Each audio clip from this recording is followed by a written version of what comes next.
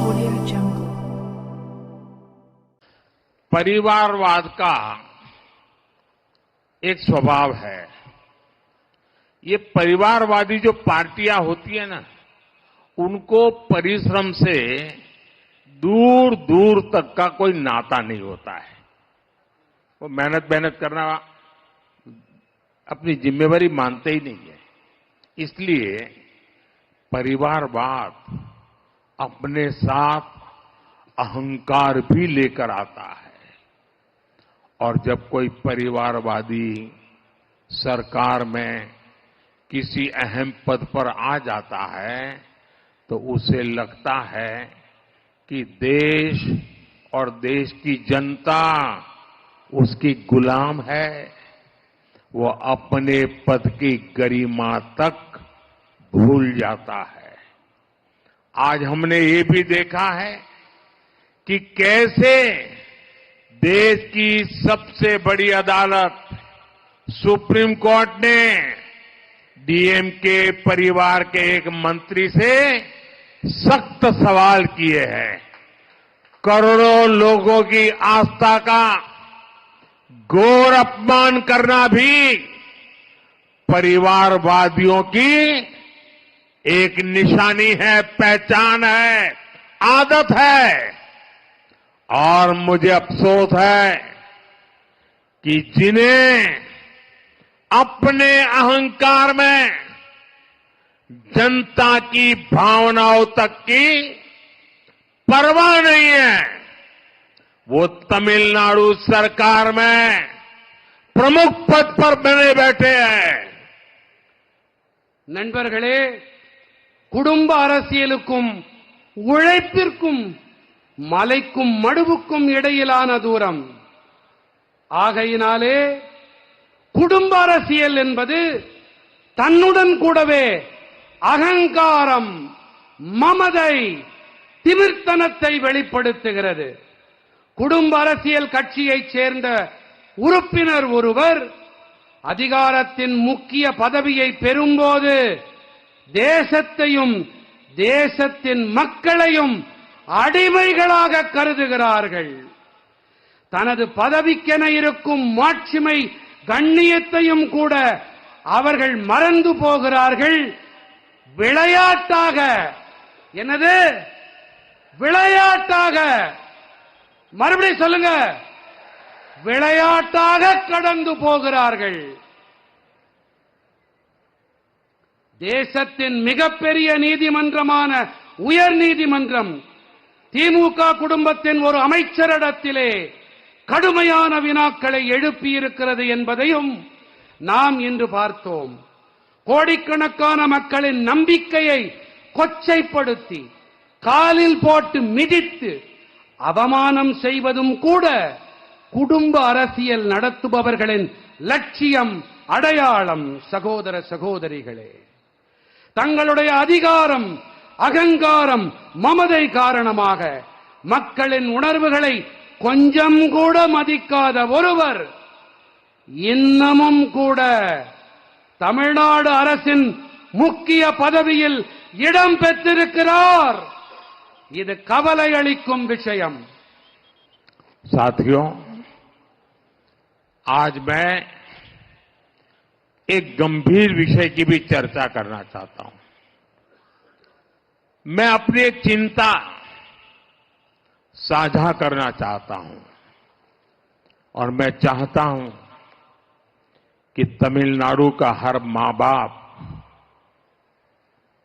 मेरी इस चिंता को समझे। मुझे आपके बच्चों की चिंता है, मुझे आपके बेटे बेटियों की चिंता है। और इसलिए मैं बहुत चिंता के साथ, बड़ी गंभीरता के साथ मेरे दिल का एक दर्द आपसे साझा करना चाहता हूं। आप जानते हैं कि तमिलनाडु में सत्तारूढ़ पार्टी के संरक्षण में ड्रग्स, ड्रग्स के गिरोह पनप रहे हैं। और जो जानकारियां मेरे पास आ रही हैं वो चिंताजनक है। मुझे आपकी आने वाली पीढ़ी की चिंता है। मुझे आपके बेटे बेटियों की चिंता है। आपको ऐसी पार्टी से बहुत सावधान रहने की जरूरत है जो आपके बच्चों का भविष्य तबाह होता देख रही है, आंखें मूंद करके बैठी है। आप लोग भाजपा को मजबूत करेंगे तो तमिलनाडु के दुश्मनों पर भी कार्रवाई और तेज होगी। और ये मोदी की गारंटी है। இது மோடியின் கேரண்டி।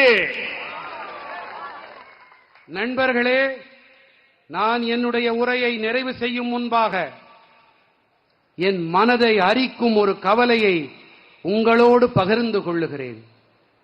என்னுடைய இந்த கவலை தமிழ்நாட்டைச் சேர்ந்த பல பெற்றோர்கள் மனதிலும் கண்டிப்பாக இருக்கிறது என்பது எனக்கு தெரியும்.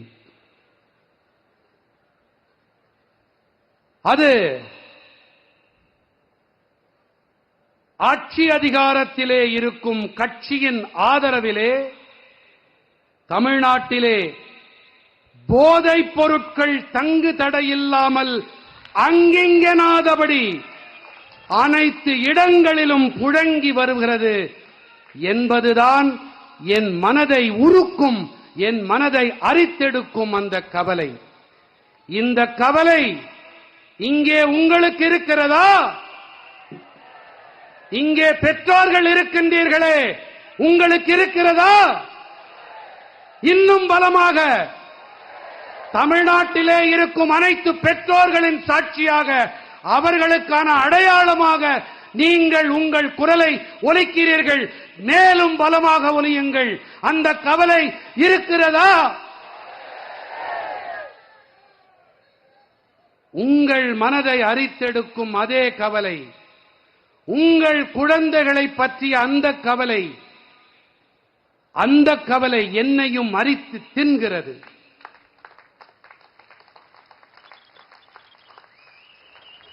உங்கள் குழந்தைகளின் எதிர்காலத்தை அழிக்க நினைக்கும் இப்படிப்பட்ட கட்சி இது குறித்து நீங்கள் மிகவும் எச்சரிக்கையாக இருக்க வேண்டியது மிக மிக அவசியமானது.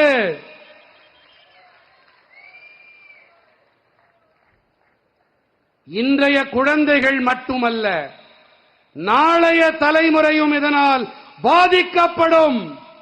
இது அபாயத்தின் அறிகுறி.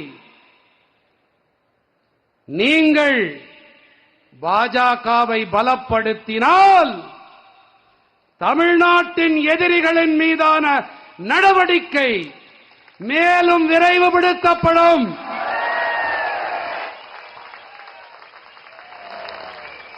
இது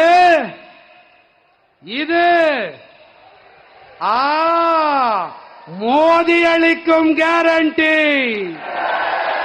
யார் அளிக்கும் கேரண்டி? பலமா? காஷ்மீர்ல இருந்து கன்னியாகுமரி வரை, இப்போ காமரூபத்திலிருந்து கட்ச் வரைக்கும் கேட்கணும். யார் அளிக்கும் கேரண்டி? யார் அளிக்கும் கேரண்டி? साथियों, विकसित तमिलनाडु के लिए हम सबको मिलकर काम करना है। विकसित तमिलनाडु से ही विकसित भारत का रास्ता मजबूत होगा और हम ये संकल्प लेकर के चले हैं। हम विकसित भारत बनाकर रहेंगे। நண்பர்களே, வளர்ச்சியடைந்த தமிழ்நாட்டின் பொருட்டு நாம் அனைவரும் இணைந்து பணியாற்ற வேண்டும். பணியாற்றலாமா? சத்தமா? வளர்ச்சியடைந்த தமிழ்நாடு ஏற்படும் போதுதான் வளர்ச்சியடைந்த பாரதத்தின் பாதை வலுப்படும், துலக்கப்படும். நாம் வளர்ச்சியடைந்த பாரதத்தை உருவாக்கியே தீருவோம். आप इतनी बड़ी संख्या में हमें आशीर्वाद देने आए हैं. दिल्ली में एयर कंडीशन कमरों में बैठ करके जो राजनीति की कथाएं क्रिएट करने में लगे रहते हैं, खबरों को मैन्युफैक्चर करने में लगे रहते हैं, ये चेन्नई का दृश्य आज उनकी भी नींद खराब कर देगा कि तमिलनाडु जग चुका है, एनडीए के साथ जुड़ चुका है. எனதருமை நாட்டு மக்களே, இத்தனை பெரிய எண்ணிக்கையிலே நீங்கள் எனக்கு ஆசிகளை வழங்க வந்திருக்கிறீர்கள். ஆனால் தில்லியின் குளிர்சாதன அறைகளிலே அமர்ந்திருக்கும் சில பேர்கள், அவர்களுக்கு இந்த காட்சி இங்கே அலைகடல் என திரண்டிருக்கும் உங்களை பார்த்து அவர்கள் தமிழ்நாடு என்டிஏ பாஜகவிலே இணைந்து விட்டது என்று மிரண்டு போவார்கள், நடுங்கி போவார்கள்.